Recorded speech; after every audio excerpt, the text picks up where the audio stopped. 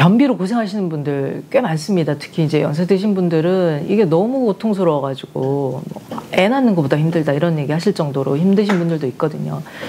근데 내 몸에서 나오는 모든 나의 어떤 그 분비물들은 나를 사실 표현하는 거잖아요. 나의 상태를. 마지막 나의 배설물인 분비물인 이 변도 내 에너지 상태를 사실은 드러내고 있습니다. 그래서 변비가 좀 종류에 따라 조금 다르긴 한데 가장 좀 힘들고 심각한 변비가 바로 이 좀 소금 부족일 때 오는 변비긴 합니다. 그 변비 전에 일단 뭐 몇 가지 종류를 좀 말씀을 드리면요. 첫 번째는 변이 좀 가늘고 약간 푸르죽죽하면서 좀 쉰내가 확 나는 그런 변이 있습니다. 항상 변이 좀 가는 거죠. 아이들이 그래서 그런 변 보면 예전에 엄마들이 뭐라 그랬냐면 얘가 놀랐나 막 이러거든요. 그래서 가는 상태의 어떤 에너지인 거죠. 가늘게 이렇게. 그 얘기는 뭐냐면 몸의 긴장감이 상당히 좀 높다라고 볼 수 있습니다. 마지막 이것까지 쫙 가늘게 이렇게 쫙 짜서 나오기 때문에. 그래서 뭐 굳이 설명을 드리자면은 이제 간담 기능이 조금 떨어져 있을 수 있다. 물론 뭐 병원에서 진단받는 그런 정도는 아니고요. 병원에서 진단을 받으려면 사실은 뭐 물질의 변형이 일어나거나 수치상의 변화가 명확하게 있을 때 진단을 받잖아요.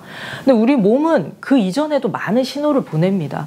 그게 장기의 생명력이 떨어졌을 때나 기능이 약할 때도 신호를 보내거든요. 그래서 그렇게 가늘고 좀 긴장, 좀 이렇게 좀 푸르죽죽한 변을 본다 그러면 그거는 긴장감이 높구나 그렇게 볼 수 있는 거죠. 그럼 이 긴장감을 풀어주는 것은 또 어떤 건가? 좀 쉬게 해줘야 되잖아요. 긴장감이 높은 분들은 쉬지를 못하거든요. 그래서 신맛이 좀 필요합니다. 쉬게 해주는 신맛, 짜게 해주는 짠맛, 짠해주는 짠맛 이런 것처럼. 그래서 쉬게 해주는 신맛이 필요한데요. 자기도 모르게 사실 땡깁니다. 그래서 그런 분들은 뭐 과일 같은 것도 좋아하실 수 있고 새콤달콤한 거, 아니면 과일은 저는 싫어요.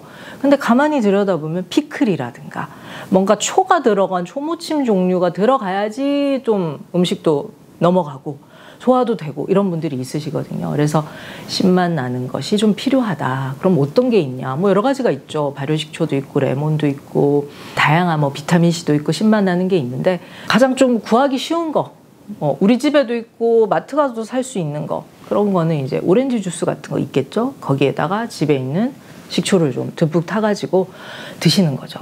그리고 드시는 거에서 끝나지 않고 모든 변비는 장이 차서 배가 찰 때 옵니다. 배 따뜻하게 해주시고 그러고 나면은 소식이 와요.